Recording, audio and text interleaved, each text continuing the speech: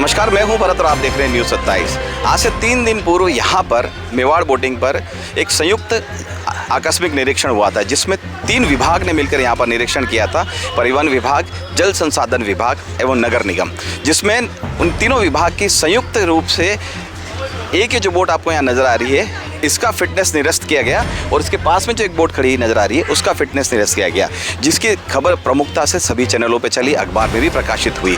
जिसके बाद यहाँ के संचालकों ने ये कहा था कि इसमें कहीं ना कहीं जानकारी में त्रुटि आई है, कहीं ना कहीं जानकारी में थोड़ी सी कमी रही है। इस वजह से शायद हो सकता है कि यह जो निरस्तीकरण का जो फिटनेस निरस्तीकरण का जो कार्रवाई हुई है वो अत्यधिक तुरंत प्रभाव से हुई है। क्या कुछ कहना चाहते हैं यहाँ के राजकुमार जी बंसल, जो कि यहाँ के संचालन करता है। हम ये उनसे बात करेंगे और पूछेंगे कि भाई क्या कहना चाहते हैं इन दोनों निरस्तीकरण के ऊपर, इनका क्या विचार है, हम इनसे बात करेंगे। राजकुमार जी, आप मुझे बताएं कि जो निरस्तीकरण की जो कार्रवाई हुई उस पर आप क्या कहना चाहते हैं कि किस तरह से जो आप इससे सहमत हैं या फिर आपको लगता है कि तत्कालिक कार्रवाई? नहीं, तत्कालिक कार्रवाई हुई है सर। इसमें क्या है, ये बोर्ड में कुछ त्रुटि पाई गई है तो उसका समाधान किया जाएगा। और अधिकारियों ने ये कहा था कि भाई आप इसको दुरुस्त करावे तुरंत प्रभाव से, और उस बोर्ड को भी तुरंत प्रभाव से दुरुस्त कराए। तो वो तो चल भी नहीं रही, वो मेंटेनेंस नहीं खड़ी है और ये भी अभी तक यूज़ में नहीं ली गई है।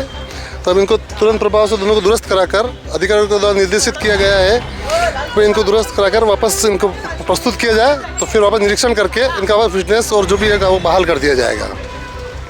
जैसा कि ये बताया गया कि ये रेस्क्यू बोट नहीं है, लेकिन आपके यहाँ पर जो कर्मचारी थे उन्होंने इसको रेस्क्यू बोट के रूप में बताया गया था। जबकि रेस्क्यू बोट का जो आकलन होता है, उसका मापदंड होता है, वो थोड़ा अलग होता है। उसके अंदर रस्सी होती है, उसके अंदर एक टायर होता है, उसके अंदर ऑक्सीजन सिलेंडर होता है, वो सारी चीज़ें इसमें नहीं थी। तो इसको रेस्क्यू बोट बताने का क्या कारण रहा?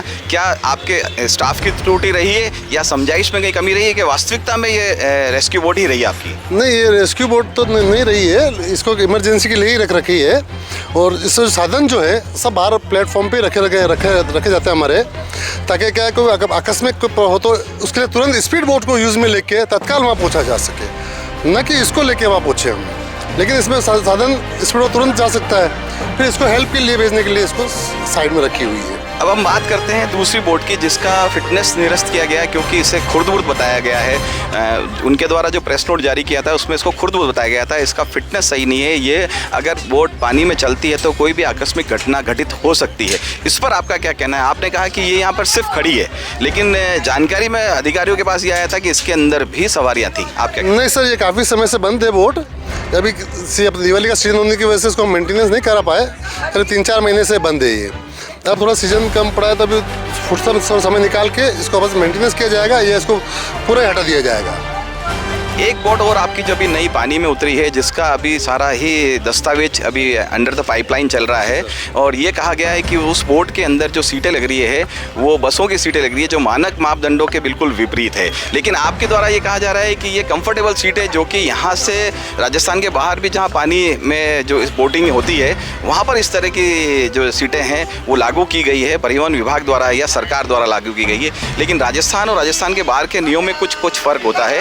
तो आप किस तरह से उसे देखते हैं, क्या कहना चाहते हैं? सर, राजस्थान के नियम अगर फ़र्क तो नहीं है, हिंदुस्तान के नियम सब जगह एक ही चलते हैं। और इस तरह की जो सीट के ये कंफर्टेबल लग्जरी सीट है, टूरिस्ट के अभी जो हमारे टूरिस्ट आ रहे हैं वो इसी बोट की डिमांड कर रहे हैं कि सर हमको इसी बोट में जाना है, लेकिन हमारे कागजी कार्रवाई पूरी नहीं होने से हम इसको चला नहीं पा रहे हैं। और इस तरह की बोटें जो है सीटें वाली, ये हम मुंबई में गए थे तो वहाँ हमने देखी थी, तो ये वहाँ से आइडिया लेके इसको सीटें लगी गई और अच्छी कंफर्टेबल सीट है, उसमें कोई प्रॉब्लम नहीं है। जैसा कि राजकुमार बंसल ने बताया, जो कि मेवाड़ बोटिंग के संचालन करता है, इन्होंने कहा कि आकस्मिक कार्रवाई होने की वजह से स्टाफ सही जानकारी नहीं दे पाया। जो यहाँ पर मौजूदा स्टाफ था उन्होंने जो जानकारी दी वो अधिकारियों को सही नहीं दी। इस वजह से अधिकारी ने उनकी जानकारी के अनुसार मानक मापदंडों के विपरीत इन 2 बोटों को मानकर उनका फिटनेस लाइसेंस जो है वो निरस्त किया गया है। और साथ में ये भी आश्वासन दिया गया है कि अगर मानक मापदंडों के अनुसार अगर इस बोटों को तैयार किया जाता है तो उसका निरीक्षण करने के बाद फिटनेस लाइसेंस वापस दिया जाएगा। अभी हम एक नई बोट के अंदर खड़े हैं, जिसका मानक मापदंडों का अभी आकलन बाकी है, परीक्षण बाकी है। ये सिर्फ पानी में उतरी हुई बोट है, इसका संचालन अभी संचालनकर्ता द्वारा नहीं किया जा रहा है। चलिए हम आपको बताते हैं कि इसमें किस तरह का विवाद है। इसमें जो सीटें लगी हुई है, ये सीटें जो लगी हुई है, अधिकारियों का कहना है कि ये सीटें बस में जो सीटें लगती है या 4 पहिया वाहन में जो पैसेंजर के बैठने के लिए जो सीटें लगती है ये वो है, लेकिन यही संचालनकर्ता का कहना है कि ये कंफर्टेबल सीट है। अगर राजस्थान से बाहर जाया जाए जहाँ पर नौका विहार होता है या जहाँ बोटिंग होती है वहाँ पर इन तरह की सीटों का प्रचलन भी है। अब राजस्थान के बाहर में कोई अलग नियम लगता हो तो उसकी कोई जानकारी अभी है नहीं। राजस्थान के नियमों की जानकारी के अनुसार यहाँ पर सोफा नुमा सीट होनी चाहिए। इस तरह की सीटों का प्रचलन यहाँ पर राजस्थान में बोटिंग के क्षेत्र में अभी तक देखने को नहीं मिला है। फिर उसके बाद हम बात करते हैं यूरो 6 और यूरो 4 और यूरो 5 इंजन की। यहाँ पर जो इंजन लगा हुआ है वो इंजन जो है यामाहा कंपनी का लगा हुआ है, जो कि यूरो 5 इंजन बता रहे हैं, लेकिन मानक मापदंडों के अनुसार की बात की जाए तो यहाँ पर यूरो 6 इंजन होना चाहिए, जो कि हाई कोर्ट की जो गाइडलाइन है, सुप्रीम कोर्ट की जो गाइडलाइन है कि प्रदूषण ना फैले, इसलिए यूरो 6 इंजन होना चाहिए। लेकिन इस यूरो 6 के इंजन के बारे में राजकुमार जी जो यहाँ के संचालक हैं वो कुछ और कहना चाह रहे हैं। चलिए बताइए राजकुमार जी, यूरो 6 पर आप क्या कहते हैं? सर, यूरो 6 इंजन अभी इंडिया में अवेलेबल है नहीं, कहीं मेरे हिसाब से विश्व में भी नहीं होना चाहिए मेरी जानकारी के अनुसार। ये सारे जो अपने इंजन लग रहे हैं अभी अपने सब नए ब्रांड न्यू इंजन है, सब यूरो 4 और 5 के इंजन है और सब जापान कंपनी के, यामा कंपनी के हैं और सब पोल्यूशन मुक्त इंजन है। और इसका कंपनी का सर्टिफिकेट भी है हमारे पास जो पोल्यूशन मुक्त का। लेकिन जहां सुप्रीम कोर्ट और हाई कोर्ट की बात की जाए तो न्यायालय सर्वोपरि होता है। अगर उनका आदेश है कि अगर आपको यूरो 6 इंजन लगाना है, नहीं तो आप नौका विहार नहीं कर सकते, पानी में नौका का संचालन नहीं कर सकते, उस पर किस तरह से आप आगे कदम उठाएंगे? कोर्ट का जो आदेश है उसकी तो पालना करनी ही पड़ेगी, लेकिन अब तक जो यूरो 6 इंजन अवेलेबल ही नहीं है सर, तो हम वो कहाँ से लाएंगे? अब जैसे आप अभी जो इंजन बताया ये अभी ब्रांड न्यू लाके लगाया, इसको चलाया भी नहीं है, खाली इसको रनिंग में राउस भी नहीं हुआ है इंजन, तब यूरो 6 का हम कहाँ से लाएंगे सर? अब बात की जाती है यहाँ पर सबसे बड़ी जो आती है वो अनुभव की, अनुभव प्रमाण पत्र की। किस तरह से ये काम कर रहे हैं, कितने वर्षों से काम कर रहे हैं, कितनी बार उदयपुर राजस्थान में इन्होंने टेंडर को लिया और सकुशल टेंडर को चलाया। जी बताएं। सर हमें इस बोट लाइन में करीब 10-12 साल हो गए हैं।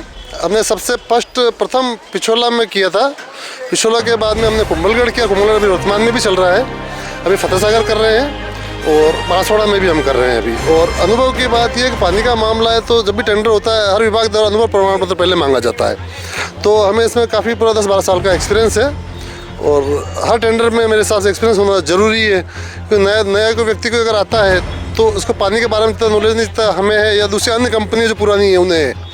आपका कहने का मतलब है अगर अनुभव प्रमाण पत्र नहीं होता है तो कहीं ना कहीं जो नई टेंडर की जो कॉपी भरता है, जो ठेकेदार आता है, उसमें अनुभव की कमी है तो हादसे को निमंत्रण हो सकता है। बिल्कुल सर, उसको तो इस चीज़ की ABCD पता नहीं, बोट का कौन सी लानी, कहाँ से लानी, इंजन कौन सा लाना, जेटी कैसे बनानी, प्लेटफॉर्म कैसे बनेगा, तो ये तो सारा सर बिल्कुल देखने वाली चीज़ है।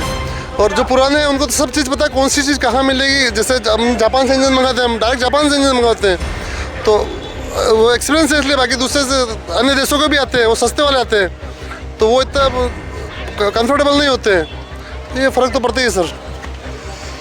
जहां अनुभव की बात की जाए तो राजकुमार जी जो मेवाड़ बोटिंग के संचालन करता है, उन्होंने कहा था कि एक तरफ तो प्रशासन कहता है कि हमें एक हेल्दी एनवायरनमेंट चाहिए, हमें एक कंपटीशन चाहिए, हमें एक प्रतिस्पर्धा चाहिए, ताकि क्या है कि और निखार आ सके और उदयपुर में और ज़्यादा पर्यटक आ सके।